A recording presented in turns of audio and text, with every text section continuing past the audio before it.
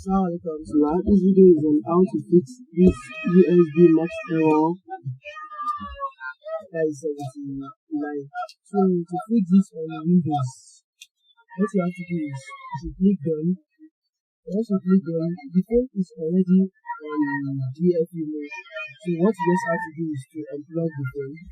After you unplug it, this your checker, move here and you click on exist. So now on this you have to type checker.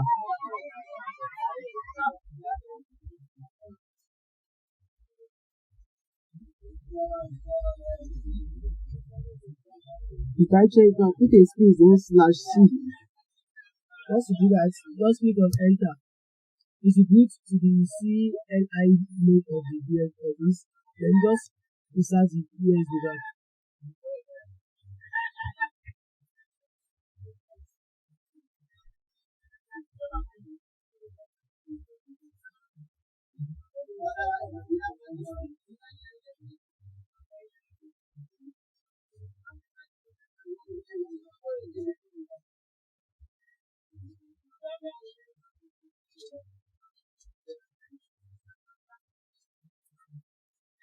Okay, so thanks for watching this video. Please kindly subscribe.